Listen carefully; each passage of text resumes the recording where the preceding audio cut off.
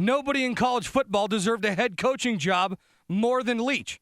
And it's a shame that it took this long for him to get back in the driver's seat.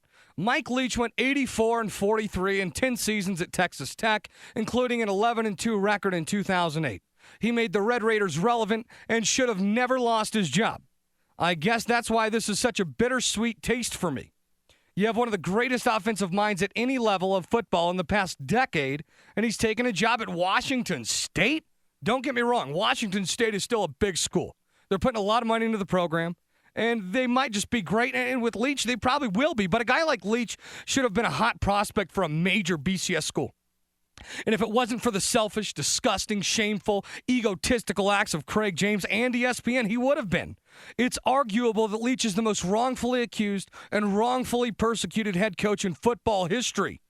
But that's all over now. Now Leach has an opportunity to make Craig James and ESPN look like idiots. That's right, the same Craig James that lied to Texas Tech about Leach and used his ESPN power to force their hand in firing him. The same Craig James that actually hired a PR firm to slander Leach. And, of course, the same Craig James that, like an over-controlling Little League parent, taught his son that he should play no matter what and that hard work is for losers that don't have a big-name daddy.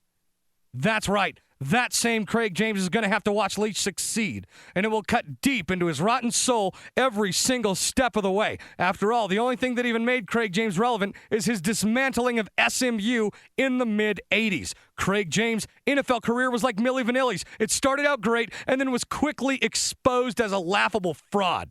Okay, enough of banging on the dirtbag, folks. How about ESPN?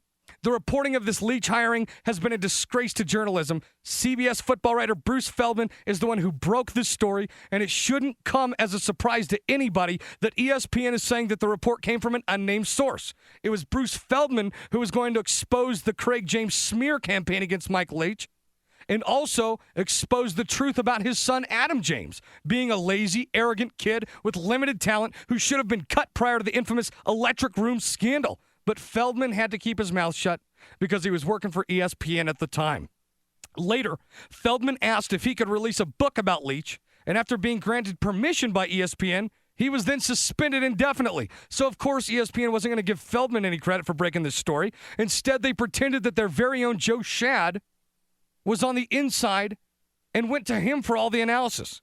What's really funny is that they continue to talk about this Leach hiring as a risky move by Washington State, when in reality, Washington State didn't blink an eye at hiring the great coach. ESPN's college football reporter Joe Shad went on national television and had the nerve to pretend that after long deliberation, Leach was chosen based on the fact that Washington might be a good place for a guy with that kind of negative history. In reality, there were numerous schools that were looking at Mike Leach to take over their head coaching position. Kansas and Washington State were the front runners, and even KUSports.com stated that Kansas was in a nationwide race for the services of Mike Leach. ESPN is an unstoppable propaganda machine that makes me sick to my stomach. It's like politics. If you want to hear negative propaganda about Democrats, then you turn to Fox News. If you want to hear the same negative propaganda about Republicans, then you turn on MSNBC. The only problem with ESPN is that there's no political split here. It's one big sports world dominated by one big company that can feed you whatever they want to feed you. This time, Mike Leach might get the last laugh, though. I hope the best to him and the Washington State Cougars. This is a great opportunity to spit in the face of a conglomerate group of bullies.